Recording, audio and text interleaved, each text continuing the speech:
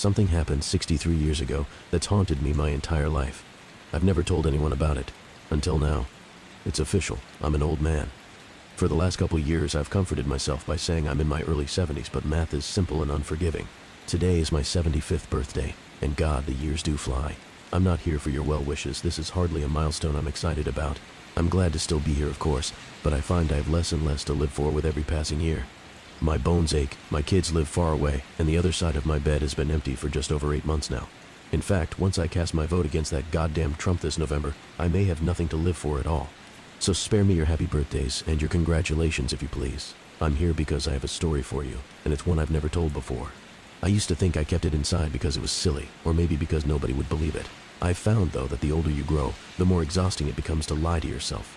If I'm being perfectly honest, I've never told anybody this story because it scares me, almost to death. But death seems friendlier than it used to, so listen close. The year was 1950, the setting a small town in Maine. I was a boy of 9, rather small for my age, with only one friend in the world to speak of, and his family, seemingly on a whim, decided to move 2,000 miles away. It was shaping up to be the worst summer of my life. My pop wasn't around, and my mom was a chore war. Boy, was I proud of myself when I came up with that one, so I wasn't apt to hang around the house. With some hesitation, I decided the public library was the place to be that summer. The library's collection of books, particularly children's books, was meager to say the least. But within the walls of that miserly structure, I would find no undone chores, no nagging mother, God rest her soul, and perhaps most importantly, no other children with whom I would be expected to associate. I was the only kid with a low enough social status to spend his precious days of freedom sulking amid the bookshelves, and that was just fine with me. The first half of my summer was even more dreadful than I had imagined it would be. I would sleep in until 10, do my chores, and then ride my bike to the library, and by bike I mean rusty log of shit attached to a pair of wheels. Once there, I would split my time between unintentionally annoying the elderly patrons and deliberately doing so. One pleasant lady actually interrupted my incessant tongue-clicking to hiss a "shut the fuck up" at me, the first time I ever heard a grown-up use the F-word. Big fucking deal, I know, but in those days it was unheard of. The dreary days turned to woeful weeks. I had actually begun praying for school to start again, until I discovered the basement. I could have sworn I'd roamed every inch of that library. But one day, in the far corner behind the foreign language collection, I stumbled across a small wooden door I had never seen before. That was where it all began. The door was windowless and made from oak that looked far older than the wall in which it rested.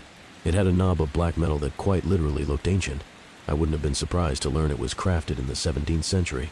Engraved on the knob was what appeared to be a single footprint. I had the sense that whatever lay beyond this door was forbidden to me, and therefore probably the most interesting thing I would encounter all summer. I quickly glanced around to make sure nobody was watching me, then turned the heavy knob, slipped behind the door, and shut it. There was nothing, only darkness. I took a couple of steps and then stopped, unnerved by the totality of the shadow which surrounded me. I waved my hands in front of me in an attempt to find a wall or a shelf or anything to hold on to. What I actually found was far more subtle, a small string dangling from above, but far more useful. I grabbed it firmly and pulled it down. Back in the day, lots of light bulbs were operated with strings, and this was one of them. My surroundings were instantly illuminated. I was standing on a small, dusty platform that looked as though it hadn't seen life in quite some time. To my left was a crickety-ass spiral staircase, made of wood, and appearing ready to collapse at any second. The bulb was the only source of light in the room, and it was feeble, so when I peered over the railing to see what lay below, the bottom of the staircase dissolved into the darkness. I was beginning to feel scared. This place, wherever I was, seemed to have no business in a town library. It was as though I were in a completely different building. But no 9-year-old likes to let a mystery go unsolved. Looking back, I wish I could tell my prepubescent self to turn around, go back, do anything else besides descending that staircase. You'll be spared a lot of sleepless nights, I'd say. But of course I didn't know that then, and I may not have listened even if I had. So instead of turning back, I took a deep breath, gripped the railing, and glared resolutely forward as I began my descent.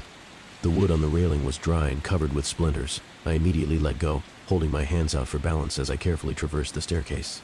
It was, or at least seemed, very long, and with only the dim glow from the string bulb far above me, my heart pounded mercilessly in the darkness. Even kids can sense when something isn't right, I think. They just don't always give a shit.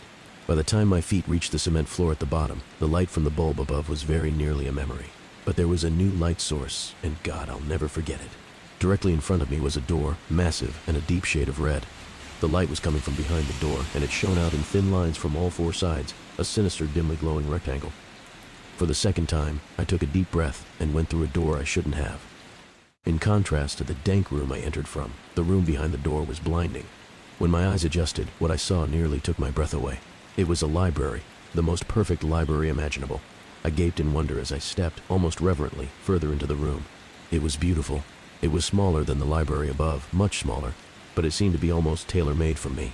The shelves were packed with brightly colored titles. Both armchairs in the middle of the room were exquisitely comfortable. And the smell, my God, the smell was simply unbelievable. Sort of a mixture of citrus and pine.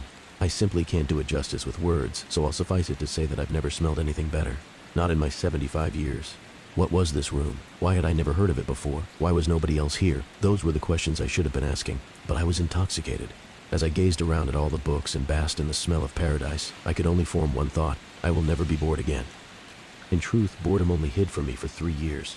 It was on my 12th birthday, 63 years ago to this day, that everything changed. Before that day, I visited my basement sanctuary as often as I could, usually several times a week.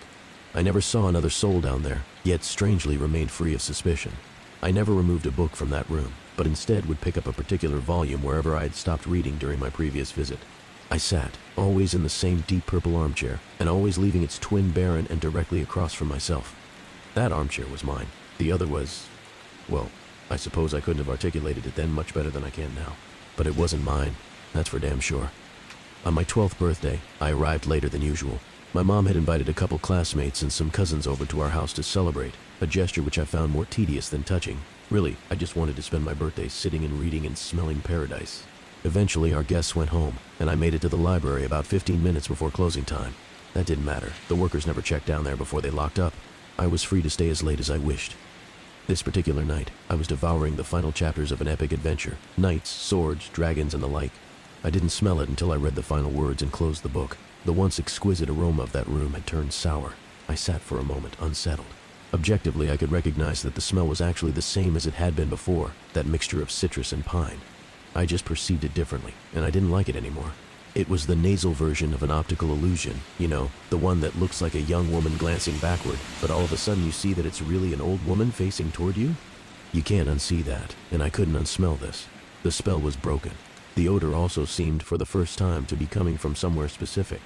With a fair amount of trepidation, I stalked around the room, sniffing the air like a crazed canine until I came to a shelf near the back. The shelf was perfectly normal, with the exception of one title, a large leather-bound cover of solid faded maroon with one striking black footprint at the top of the spine. This was the source of the smell. I opened the front cover and saw one sentence scrawled neatly in blood-red ink atop the first page. "Rest your sorrows down, friend, and leave them where they lie." I stared at this sentence, mesmerized, as I began to retreat to my chair. I turned a page, blank. The smell became stronger. Another page, blank, and the smell grew stronger still. I stopped for a moment, suppressed a gag, and continued walking. Then, as I neared the armchairs, I turned one final page, and there, in the same sinister print, was the last thing I expected to see, my own name. I dropped the book. I began to sprint toward the door, but as I shifted my gaze forward, my heart leapt to my throat, and I stopped in my tracks. The empty chair wasn't empty anymore. An aged man in a suit sat before me, one leg crossed over the other, contemplating me with piercing gray eyes and a light smirk. This was all too much. I fell to my knees and expelled the contents of my stomach onto the carpet. I wiped my mouth, staring at my vomit, when I heard the man let out a chuckle. I stared at him disbelievingly. "Who are you?" I asked, panic in my voice. The man leapt to his feet, grabbed me gently by the shoulders, and helped me to my chair. He sat, once again, in his own. "I fear we got off to a bad start," he said, glancing at the pile of sick on the carpet. "The smell. It does take some getting used to." "Who are you?" I repeated. "Tonight you will know hardship like you've never before known," he said. "I come as a friend, offering you refuge from it, and from all other storms which lie ahead." I wanted nothing more than to leave at that moment, but I remained seated. I asked him what he was talking about. "Your mother is dead, my boy, by her own hand in her kitchen. The scene is gruesome, I must admit," he said in sorrowful tones, but was there a playful glint in his eye? "Surely you wish to avoid this path. I can show you a safer one." My blood ran cold at the horrors this man spoke of, but I did not believe him. "What do you want with me?" I demanded, trying to sound braver than I felt. He laughed, an old raspy yelp that seemed to shake him to his bones. "Nothing but your friendship, dear boy," he said. Then, sensing I found his answer inadequate, he expounded. "I want you to come on a journey with me. My work is noble, and you will make a fine apprentice. And maybe, when I'm done..." He sighed tiredly, running his bony fingers through his thin white hair. "Maybe then my work can be yours." I stood up, shuffling toward the door but never breaking his gaze. You're crazy, I told him. My mom isn't dead, she's not. See for yourself if you must, he said, gesturing toward the door. I threw him a contemptuous glare and bolted for the exit. As my hand closed around the knob, he said my name softly. In spite of myself, I turned around. Your road won't be easy, friend. If it ever becomes too much for you, and I mean ever, he said, pausing to sweep his hand over the room. You know where to find me. I slammed the door behind me and took the decrepit stairs 2 at a time. I exited the library, clambered onto my bike, and hightailed it home. The front door was wide open. I dismounted, leaving my bike in a heap on the ground, and approached the house cautiously. The old man was lying. He must have been. Still, tears began to sting my eyes. Heart pounding, I stepped inside and called for my mother. I heard no answer, so I turned into the kitchen. To this day, I don't know why she did it. I've lived in that small town in Maine my entire life, although I've kept mostly clear of the public library. Once, in my late 20s, I summoned the courage to step inside. Life was good at that time, and my fear had begun to morph into idle curiosity. Where the door to my basement sanctuary once stood was only a blank wall. I asked the librarian what had become of that basement, though in my heart I knew the answer. There was no basement, she said. There had never been a basement. In fact, if she had her facts correctly, city zoning ordinances prohibited a basement in the area. I've been haunted by that sickly sweet smell, that poisonous blend of citrus and pine, ever since that long-ago birthday. When I saw my mother in the kitchen that day, collapsed in a pool of her own blood, I smelled it. When a man claiming to be my father knocked on my college apartment door, begged me for money, and beat me to within an inch of my life when I refused, I smelled it. When my wife miscarried our second child, I smelled it, and again when she miscarried our fourth. When our oldest son got behind the wheel of the family Buick completely shit-faced and got his girlfriend killed, I smelled it. I began to smell it periodically as my wife became sick. She died late last year, and now I'm alone for the first time in more than half a century. Now I smell it every day, and it feels like an invitation. A few months ago, I went back to the library, and the small oak door with the ancient handle was there, right where it used to be. My evening walk has brought me past that library every day since, but I haven't gone inside.